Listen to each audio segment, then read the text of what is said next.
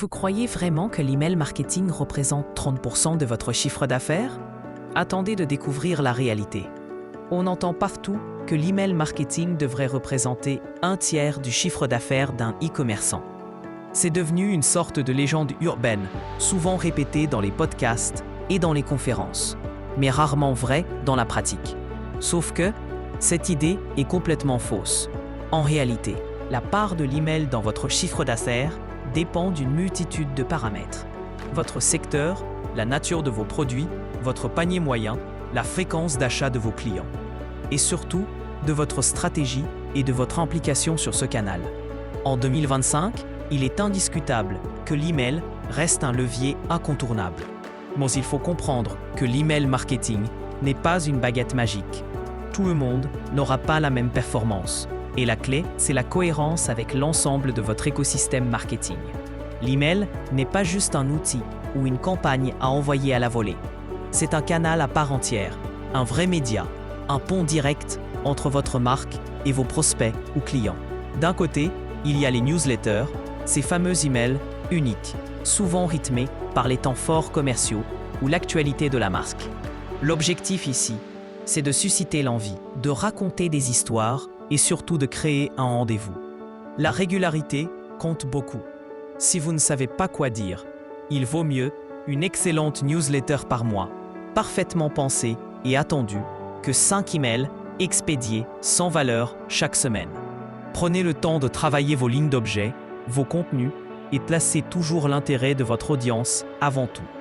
De l'autre côté, il y a ce qu'on appelle les automatisations ou triggers. Là, on parle de séquences d'emails envoyées automatiquement en fonction des actions de vos utilisateurs. Panier abandonné, inscription à la newsletter, premier achat, réachat, anniversaire client. Ce sont ces scénarios, bien pensés, qui génèrent souvent la plus grosse part du chiffre d'affaires email. Par exemple, face à un panier abandonné, il peut être judicieux d'envoyer une première relance rapide pour rappeler l'article, une seconde pour lever les freins éventuels, et une troisième pour convaincre définitivement, parfois avec une offre, parfois avec des témoignages clients. Les flots de bienvenue sont aussi essentiels. Ils ancrent la première impression et peuvent multiplier la fidélité. C'est ici que tout se joue, dans la capacité à anticiper le parcours client, à rassurer, à apporter de la valeur à chaque étape et à ne rien laisser au hasard. Mais alors, comment collecter efficacement des emails qui valent vraiment le coup? La plupart se contentent d'un petit encart tout en bas du site, mais c'est loin d'être suffisant. Il faut penser à une stratégie globale de list building. Cela passe par des pop-up bien ciblés sur votre site, des incentives comme des réductions ou des cadeaux, l'organisation de jeux concours intelligents ou même la mise en place de campagnes publicitaires spécifiques. L'essentiel, c'est de donner une vraie raison de s'inscrire, d'offrir une promesse claire et surtout, de privilégier toujours la qualité de votre base à la quantité brute. Une base bien qualifiée, où les gens ont vraiment envie de recevoir vos messages, c'est un capital incroyable. Segmenter, c'est ensuite la clé pour éviter la fatigue et la désaffection de vos abonnés. On oublie trop souvent que tous les abonnés ne se valent pas. Clients fidèles, nouveaux inscrits, acheteurs ponctuels, utilisateurs totalement inactifs. Il est crucial de leur parler différemment. Ajustez votre ton. Personnalisez vos offres. Variez les fréquences d'envoi.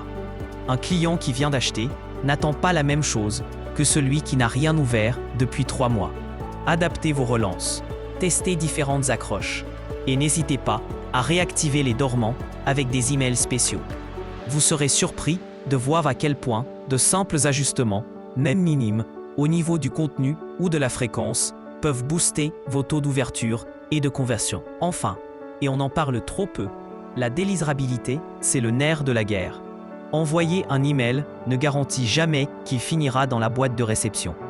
Trop d'images, pas assez de texte, lignes d'objets douteuses, absence d'authentification, SPF, DKIM ou envoi massif non segmenté.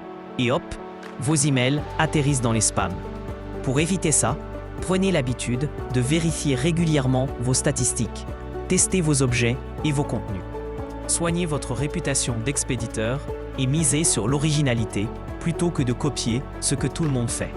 Faites lire vos emails à voix haute.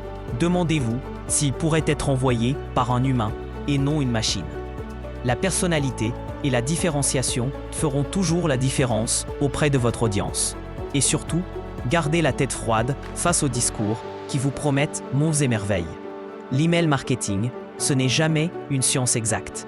Il faut tester, analyser, rester curieux et ne pas craindre d'innover.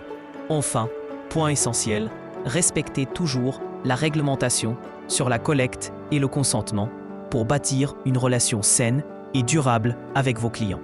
Au final, l'email, ce n'est pas qu'une question de chiffre d'affaires.